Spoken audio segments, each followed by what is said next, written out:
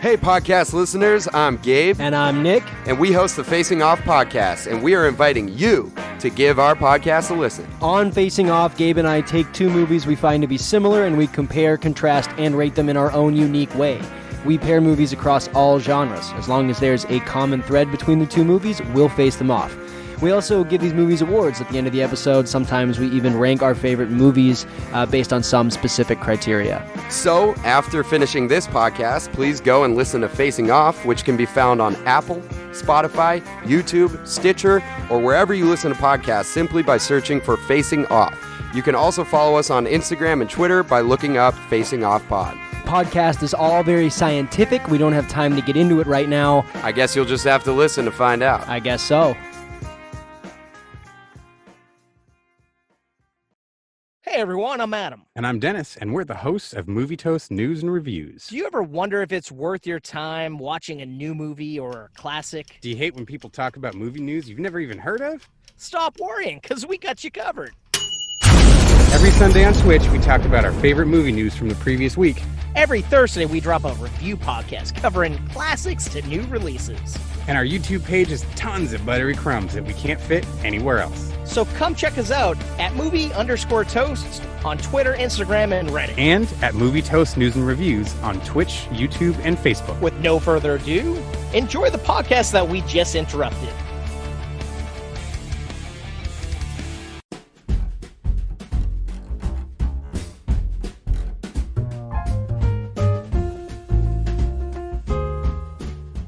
Today we're looking at Miracle on 34th Street, a 1947 comedy drama released by 20th Century Fox, written and directed by George Seaton and based on a story by Valentine Davies. The story takes place between Thanksgiving and Christmas Day in New York City and focuses on the effect of a department store Santa Claus who claims to be the real Santa. The film has become a perennial Christmas favourite.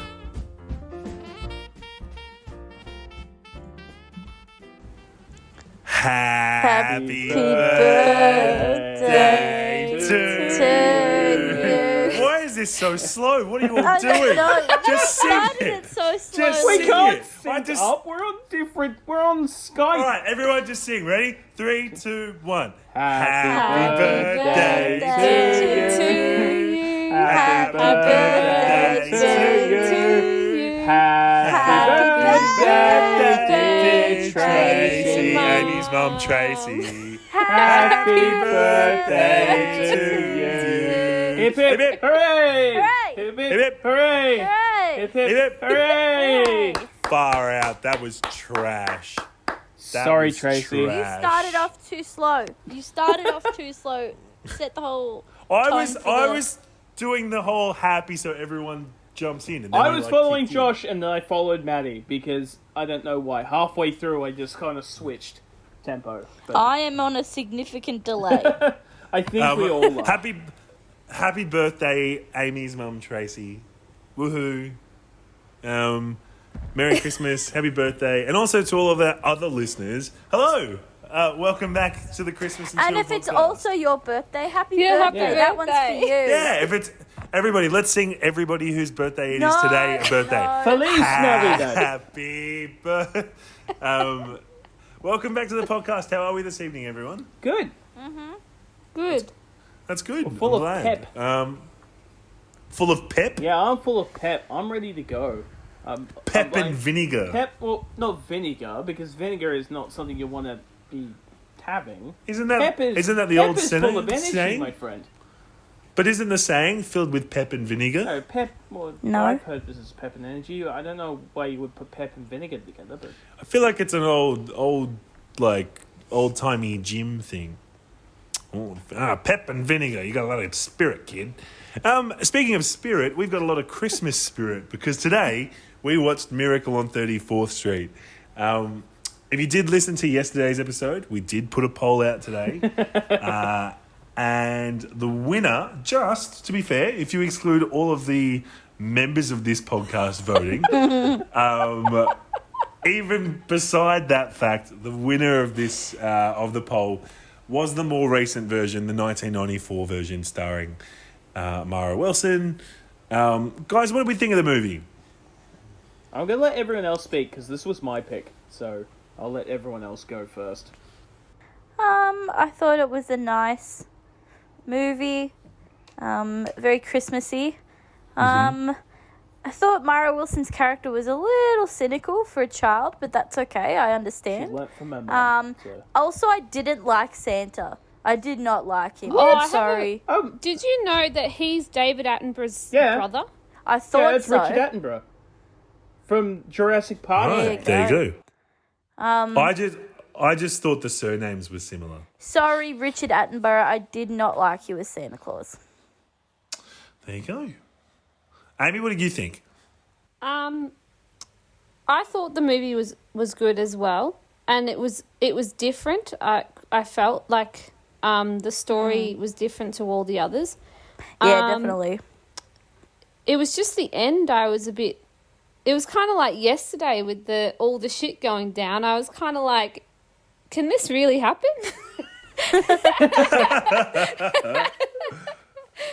But yes, other than that, because when just before that happened, I said to Mum like, "Oh, this is a really good movie," and then that happened, and then I was like, "It's still a good movie, but also, can this really happen?" It did cram a lot at the end. You're not wrong. All right, Luke, what are your thoughts on the movie? Don't take 20 minutes. No. So this is my mom's favorite Christmas movie. So I was really happy that we get to watch this because I've watched this a couple of times, like all the way through. Most of the time, it's been like watching. Usually, it's the first like half when he's become the coal Santa and they're losing the other places losing business and they're trying to plot to kind of make him look bad and all that sort of stuff. I really like this movie. I kind of disagree with Maddie. I really like this Santa, to be honest. And I think my reasoning for that is because I think, for me, he seems like the more realistic type of Santa that would actually roam around the earth. I don't think, like, every other depiction of Santa we've seen, I think this is the most, like, down-to-earth and probably what Santa would be like, rather than being the ho-ho-ho sort of jolly Santa that we see in every film. It's kind of a good change of pace to have Kris Kringle rather than Santa Claus, if you get what I mean. So, for sure. Yeah. Definitely.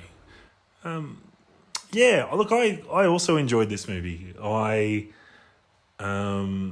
It took me a while to get into, to be honest. I thought the first half was a bit slow, but once it started to pick up and we kind of got to the main part of the film, I actually really enjoyed it. I thought it was quite a fun and enjoyable film.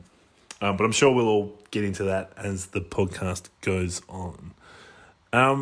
One thing I did want to bring up straight off the bat, there was no singing in this movie. Points off for no singing. Also, it's a remake, which is very interesting because I don't... Correct. Correct me if I'm wrong, but I don't think we've done a remake. Out of all... maybe there's one. Oh, no, we have Christmas Carol. A Muppet Christmas Carol, yeah. It's a Muppets. Yeah. It's a remake. Yeah, anyway. This was based on the 47 movie, I think, and I 74. I'm not 74. 40. Yeah, 47. Right, sorry. 47. I'm getting confused. It was weird because I noticed when watching the movie, I knew now knowing that there was a movie beforehand. I watched the trailer, and it's very old, classic Hollywood. Like the lighting is very much like they're very bright, and the characters are very like you can see them through the black and white film. And in this movie, like, it made a lot more sense why all of them kind of had an orange glow around them. Yeah, Dad was saying the same. He was like, if you look at them, they're very fuzzy around the outside. Yeah, and it's because back in the day, that's how they were filmed, so they were trying to make it similar. Yeah, and I think it kind of works for this movie. It doesn't really take it out too much. For most of it, anyway. Yeah. But back to the original point, there was no singing in this movie. There were no Christmas carols in any way, shape or form.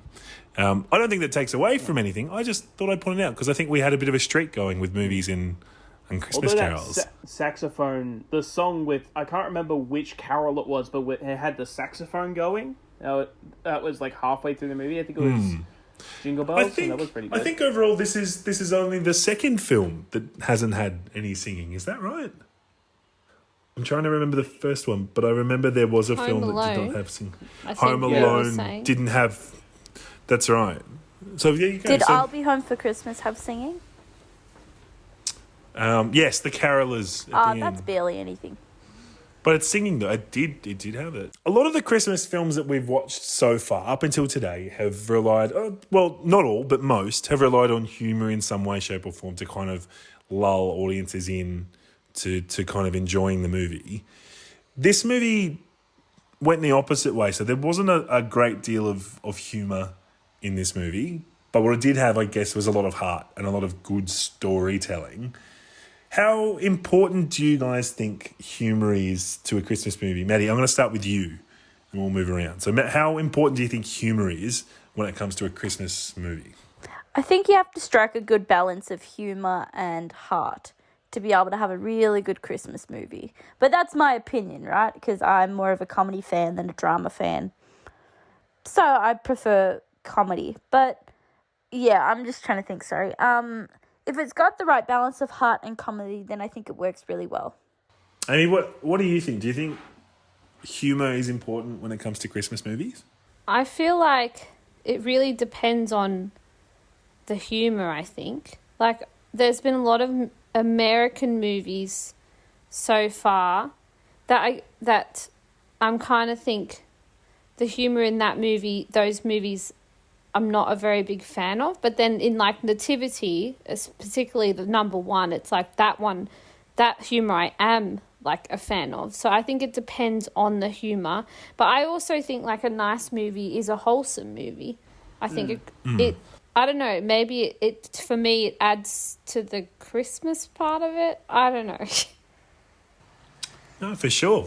Luke, what about you? How important is humour when it comes to Christmas movies? I think it depends on the story that's being told. Like, yes, humour is, like, in a lot of Christmas movies, and because a lot of the Christmas movies we've watched have been sort of more family/kids type movies, or comedies, or whatever it may be. So it's usually aimed at an audience that, you know, is going there for a good time, a bit of laughter, a bit of cheer. But I think it really depends on the story, more or less.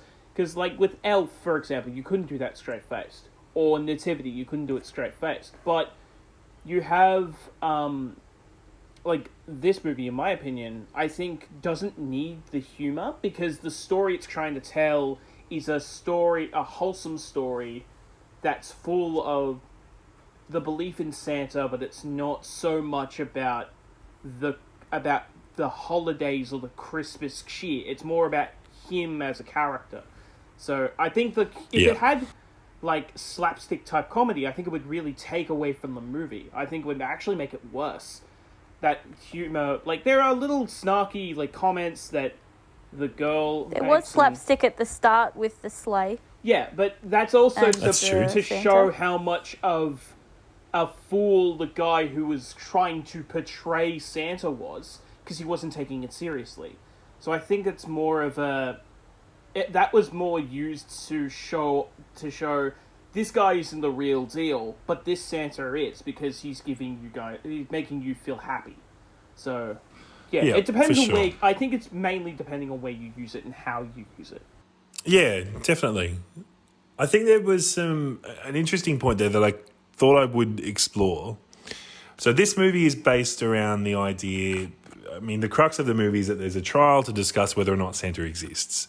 Given that is pretty much the majority of the story, would you show this film to a child?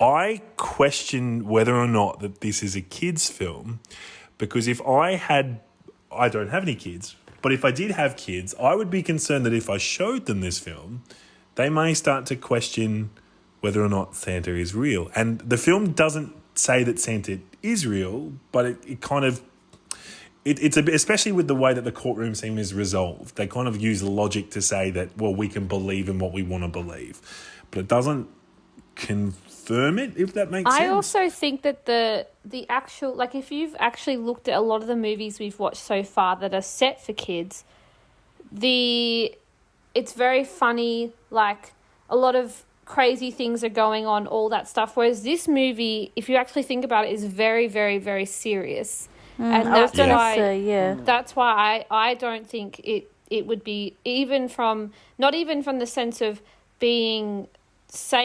making kids think that Santa doesn't exist, but even just being the serious side of it. Like, I don't think a kid would enjoy it. I was going to say, even the dialogue was quite heavy. You know what I mean? Like, it's not something a kid would pay quite a lot of attention to. Definitely. Even to, I guess, some of the themes, like the fact that there's like almost like a mugging and some of the insults that the fake Santa is saying to the real Santa. Some of those comments are quite derogatory and kind of really not okay. So I just thought it was an interesting question because it's definitely a Christmas film. There's no doubt about that. But it's interesting to think whether or not this could be shown to any kids. I think the ending of the movie, it really, like, cements the themes. It's kind of more directed. Like, kids could probably watch this movie. They might not understand all of it. They could probably watch it. But I think a lot of the movie it's more directly focused towards adults because the court case, all of the people in there are adults. They're the ones that are either skeptical or not skeptical. And I think it maybe, in my reading of the film, is more, the film is talking to adults and saying, hey, you don't have to have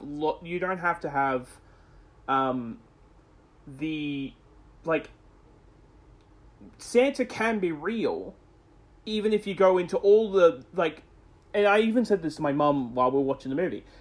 The way that Santa acts in the movie, you could see that being a little weird, coming from Santa and all of the stuff that's around him, but the movie itself is trying to get people to say it doesn't matter whether, like, the idea of Santa and the belief in Santa is just as important as the real person if he was to exist, because this film it's not fantastical or anything like that like any of the other movies we've watched. It's a lot more down to earth and realistic. And the drama theme really cements that sort of idea. I think that this film is less of a kids' movie, but more of a reminder to adults that Christmas can still be a special time and that we shouldn't be so cynical. You summed up exactly what I was trying to say in my babble. Yeah. Now, the Santa Claus, Kris Kringle, he, instead of being from the North Pole, he was from a retirement home on the north side of New York. Given the fact that nursing home was in America, in New York, and the age range within a nursing home is much, much higher, do you think that because of his extended time inside of that nursing home, that Santa Claus would be susceptible to COVID? I thought you would... You're not even trying anymore. Like, that was shit. I would have thought you would go when he's touching all the kids without a mask and not wearing... Like, he's wearing gloves, but he's not wearing a mask when they're sitting on his knee. No, I was going with the fact that he's old. You're not even trying anymore. At least you were trying to, like, slyly do it in the first couple episodes. Now it's so blatant where you're going. Maddie... At this point, you've stolen the segment too many times. The fun is gone. So I'm just gonna... Yeah, but I do it better. That's I'm why just I gonna do it. You could have said Okay. if the guy before was drinking too much and he would have fallen off of the sleigh. I'm sorry. Whose segment is this? Well, try better then. And then we wouldn't have to butt in. Well, You're I mean, all Luke, dead you to didn't me. really try well enough. Oh, wow. This podcast is Moving on. more sassy. Moving on. I'm a little scared. I like it. So, the movie, I think we can all agree that it's a fairly Christmassy movie. I don't think there's anyone that can argue here that the film isn't Christmassy, considering it's based around Santa. I'll do it. I did want to. No, I'm joking. I wanted to kind of bring it back and talk about Mara Wilson for a moment. The small child, the young girl who plays Matilda. And, she looks like Amy as a child. I've said this She actually many times. does, though. She could, yeah. All right, well, let's quickly. Who would we be if we were going to be characters from the film? No, but Amy wouldn't be Mara Wilson's character because Amy's full of Christmas spirit. I was just saying she looks like I look like her. I think I'd be the lawyer. The I was going to say yeah, that, yeah. Maddie, because you know I what you try should too do? hard, and I'm just full of love and want to help, and put myself before, put someone else before me, in every sense. And Amy's going to reject your engagement? Well, Okay. no, if she's scared, I don't know. Maybe. What were you saying, Amy? I was going to say I should find a young, like a kid picture of me and you put my head on her head. Beautiful. I've already got one. It's Done. fine. Maddie, I think that you would be... There's not a lot of female characters in this movie, is there? The mum, because she's depressed as shit. But, like, actually, if you think about it, this has actually brought up a really good point. How many female characters are there in this movie? There's the mum, Mara Wilson's character, and Daphne from... Oh, yeah, Daphne from Frasier. But that seems to be a theme in a lot of these Christmas movies. There's not as many female characters as there is male characters. You would have thought they would be at least even. Why do you think that is? It's just wait till we Let's get speak to to the women. Just Why wait till do we you get to guys think that Christmas is? with the Cranks, where Well, Jamie Lee Curtis will do a lot of the driving of the movie. It's fine. There will be some redemption in that. but let's quickly land on that. Amy and Maddie, why do you guys Why are you asking think... me? Because we're not, me as men, Luke and I aren't qualified to answer this question. So, Amy and Maddie, why do you guys think that in a lot of the Christmas movies we watched, there hasn't been as many women main characters as there have been men? Why do you think that is? Because they're all predated before about 2010. Yeah, that's what I was going to say. I was like, they're all older movies, so...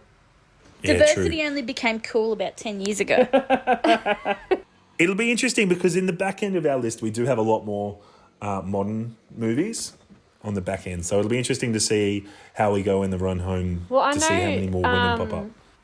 I think Amelia Clark is the lead of her Last movie. Christmas. Yeah.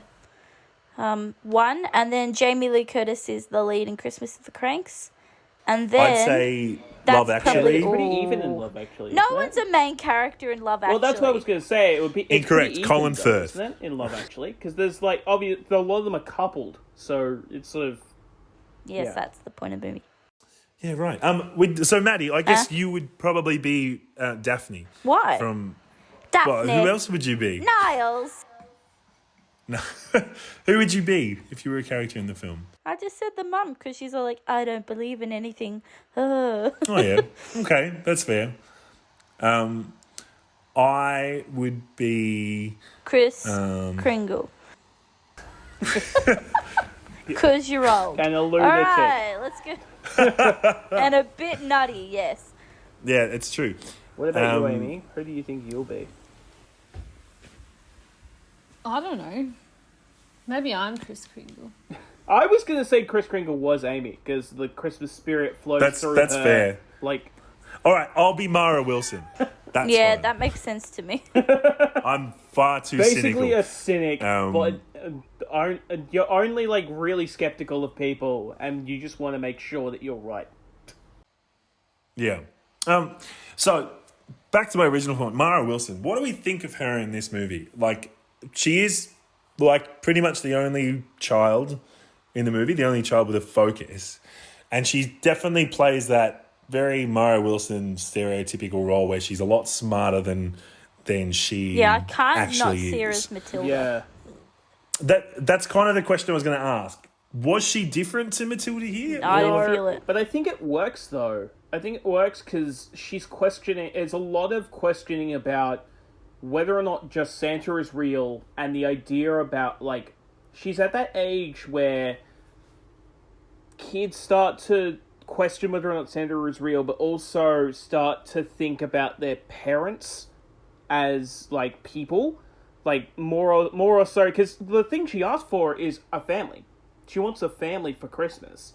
And she said to Kris Kringle, that's the only thing that Santa could get me, because I've been wanting this for every single year since my dad left. Which... Also, I feel like the reason why that was chosen, because it's an impossible thing to do. Yeah, exactly. That's why. I felt she was too young to be so intelligent and cynical. It was a... I think, like she's you said, younger than she watched... was in Matilda. But if any older, she would be a teen, and that would be a bit weird. No, she seemed like 6 to me. I don't know how old she was. She's like young, she seemed like 5 or 6. I thought she was about 7 or 8. No. No, I'm pretty sure... I got the vibe that she was like 6. I'll find out how old she was. But anyway. But I think... Character's age different to the actor's age. Yeah, so. but I'll find out what she is in the movie. She might not have a descript age. That being said, Maddie, I'm going to throw to you. About what? About your segment. What segment? Yeah, I know, because it might be a bloody COVID one at this rate. But... I'm changing things up. Ooh. Oh, jeez. No, I'm just joking. What are you doing? Hey, Amy, how many Christmas hats would you give this movie out of 10? And you don't have to do as many words as the stars. It's okay. I'll let you go tonight. It's fine. Just don't take 20 minutes to respond. Well, I mean, I feel like you'd know me already, Maddie. I'm not one of those 20-minute type of people. Unlike other people in this group. I can see that coming from a mile away. Okay, let's do a new thing. I'm going to guess what you're going to give it, and you can just tell me if I'm right. Okay, yep. I think you're going to give it an 8 out of 10. Yeah, I was like on the fence between 7 and 8. Oh, okay. Well, 7.5. I was right. No, what did you give it out of 10 and why?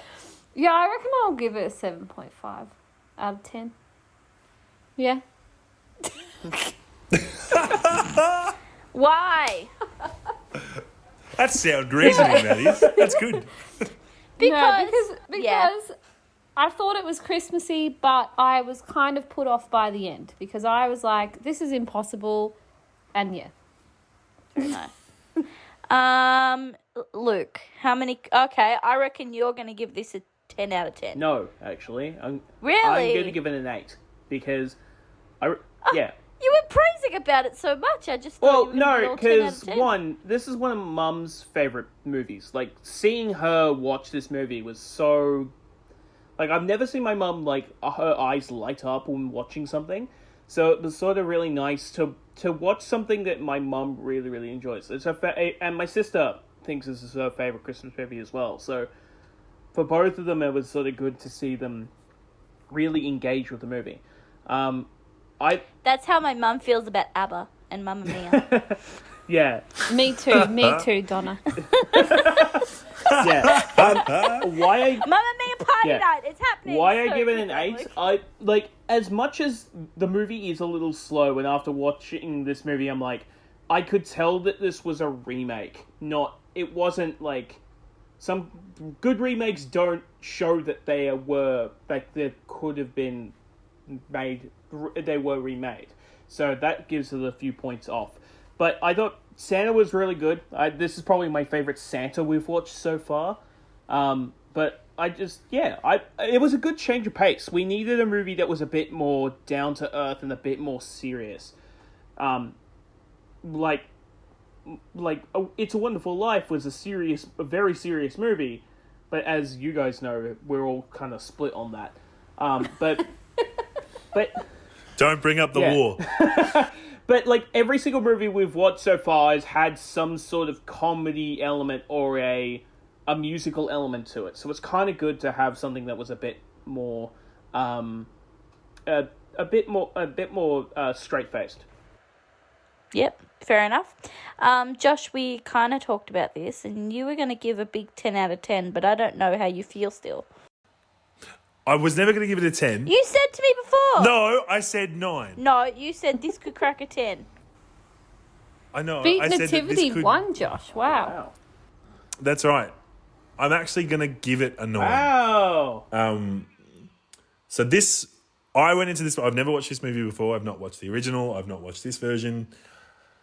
And I'll admit, the start was very slow. I didn't have high hopes for it. But as soon as it kind of got into the crux of the movie, I knew that Miracle on 34th was about a court, like from all lots of television and culture tropes. I knew that they were suing Santa in some way, shape or form. So, but I think the way that whole storyline progressed and played out and the message that it portrayed really warmed my cynical old heart. As a very generally cynical person, it was nice to kind of see a more rational approach to kind of believing in Santa, that it's like, if we can believe in religion and we can put our faith in something that we can't see, then who's to say that Santa doesn't exist? Like I don't know, something about that kind of speech pretty much won the movie over for me. So, so good. Yeah. So yeah, I'm going to give it a 9. Wow. What about you, Maddie? Going to be the arsehole. Well, let's guess Maddie's. What do we think? Oh. No, this is my segment. Well, we have go to. for it. No, you've asked us. Now we have to ask you. What do you guys think? Go for it. I think it's a 7. That's my guess. 7 or a 6. I have no idea. Good job, Josh. 7? Yeah, I reckon it's a 7. Nah, it's a 6. Okay. I don't know. I found the movie quite slow and hard to get into. Maybe I just wasn't in the mood to watch this kind of movie. I think my favourite part, though, was when the young deaf girl went to visit Santa and Santa knew how to sign. That was heartwarming as shit. She shed a little tear. It wasn't my favourite movie. I still liked it, though. So, yeah. Josh, nice. How's that Christmas joke going? Oh, no, sorry, Luke. Got a Christmas question? Oh, yes. Okay, let's... This is a good question, because through the movie, they actually have... I like that you say that about your own question. No, I had something about... with this movie, like, it starts actually at Thanksgiving. So... That's something, one, we haven't really just seen in other movies. Is there anything before Christmas time? But my question... You willing Christmas to the cranks, eh? Well, keep going, sorry. My question was going to be, when should we officially start celebrating Christmas? Because there's a lot of... December 1st! December 1st. Thank you. Yeah. Because it's bad December luck. 1st. I think it's so bad too. luck to But there's a celebrate lot it of before people... December 1st. There's a lot of people in the world that, like, will start right after Halloween. Or start after Thanksgiving. Well, then, I'm sorry, but they're going to have bad luck for the rest of their life. I was going to say, there's a lot of wrong people. No, 100%. I totally I know agree Americans, with you. like, they do it straight after Thanksgiving. Like, as soon as Thanksgiving's finished, Well, that makes their sense for Christmas them. time is ready. But, like, in Australia, I think, like, tree up, December 1st, let's go. Yeah. Also, you know how, Josh, you were saying about being cynical?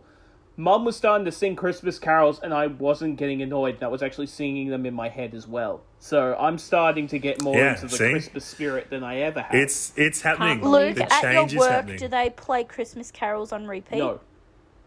Well, then you'll get crazy if you start doing that. No, so I'm not gonna... keep listening to them on repeat, and then you feel Christmas crazy. carols are one of those things where I'm like, they're good, but I'm not going to listen to them all the time. But if they're on, I'll definitely give them a listen. Why not? Amy was playing Josh, her how Christmas shit is your... playlist the other day, and it was really good, so... Was it just High Five Christmas? Because that's what I play on repeat. I don't think High Five Christmas is actually in the playlist, but thinking about it, I need to add it. Amy? You know, I actually danced to one of the songs, mate. Oh my god, you need I have to a tell me video about this. of me and a I need kid. to see that video. That is my favourite album ever. Best Christmas album. Okay, I'll look for it and I'll show you. Josh, Good how God. shit is your joke today? Actually, this is a really good Oh, joke. we'll see. I'm pretty happy with Okay, this. Okay, you're sounding like Okay. Luke with his You should see questions his really grin good. right now, listeners. His grin has All right. gone from just I'm pretty to happy the top with this of his one. mouth all the way to his ears. All right, are you ready? That's just because he has a big fucking mouth. Thank you. So, Timmy and Mara were watching a movie with their father. I tried to use characters from the films we've watched. So Timmy and Mara were watching a movie, and I couldn't remember what her name was. So Timmy and Mara Susan. were watching a movie with their father. They weren't too sure what to put on. So given it was Christmas, they decided to watch A Miracle on 34th Street. Timmy said to his dad, Dad, who plays that little girl? She looks so familiar. The dad turned to the son and then said, I'm not sure, but Mara will, son. Oh, Jesus. You're welcome. I appreciate that wow. one. That was You good. are welcome. That was That good. was good. That was good. I knew when as Josh was like, "What's the girl from Matilda's name? What was her actual name?" I said, "Will's son." There's going to be a joke in there. Well done. Well executed. Thank you. That's one of my favourites that you've done. Thank you. You've redeemed you. yourself. Amy, You're all welcome. please salvage the rest of this podcast with the fun fact. Okay. I actually think this may have been referenced in the movie, maybe, but in 1644, Christmas celebrations were actually made illegal in England, and soon after also for English colonies in America, because the government felt the religious meaning of Christmas had been forgotten, so they banned the holiday festivities. Yeah. And apparently it was banned for 20 years. Yeah, the guy in And the court. People excuse me, this is my fun fact, okay? Backing you up. But yes, you're right. The guy, Yeah. the In the courtroom. priest or whatever mentioned it. But yeah, apparently people would do it in hiding, celebrate Christmas secretly. That would be weird, Wow. doing that in hiding now. Like, imagine if, for example, Christmas was banned, and you couldn't celebrate Christmas outdoors, or, like, unless people knew, unless, like, you know, in public. That'd be Bloody weird. well, it might as well be at the moment with COVID. No one's seeing each other at Christmas unless you're, That's true. unless your country's not in lockdown. Man. Oh, guys, I had a lady threaten to call the police on me today because I asked her to wear a mask. Wow. Yeah, I saw a lady go into Coles not wearing one, and I was like, they better fucking get her. Just tackle her to the Well, I ground. said, I was like, sorry, do you have a mask or a medical exemption? She's like, excuse me? I was like, do you have a medical exemption? She's like, you can get so in trouble for asking that. I will call the police on you. Like, I was like, okay. Okay. Oh, dear. Sure thing, love. Wow. If you're a listener out there and you want to tell us off for asking you to wear a mask, you can do so by emailing us. That's mailbag@christmasandchill.gmail.com. You can also hit us up on Facebook and Instagram at Christmas and Chill Podcast. We don't have any mailbag this evening, unfortunately. The closest thing I have was during our poll for Miracle on 34th Street. We got a couple of suggestions. One was to watch the movies both at the exact same time, which I thought was good. And the other one, which I thought was even more inventive, was that we watch the films 10 seconds at a time, alternating between the two. Was definitely that something worth suggestion doing from there. our newly engaged friends Nick and Sarah?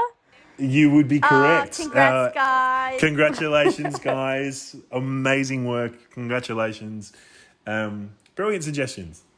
But no, we're not doing that. We've already watched it, so We'll give it a go next season. Before I wrap it up, is there anything else you guys would like to bring up? Well, what's the movie for tomorrow? nope. Jingle all the way, baby. Turbo Man. Yes. Turbo Man. Yes, look, It's going to be exciting. Please do tune in tomorrow. You can listen to us wherever you get your podcasts. We upload on YouTube a day afterwards as well if you don't have access to Spotify or Apple Podcasts. If you do have access to Apple Podcasts, please do leave us a review. Leave us a couple of stars, a cheeky little comment or two. It wouldn't go astray at all. Thank you so much for listening in this evening, guys. We'll catch you tomorrow. Bye. Bye. Bye.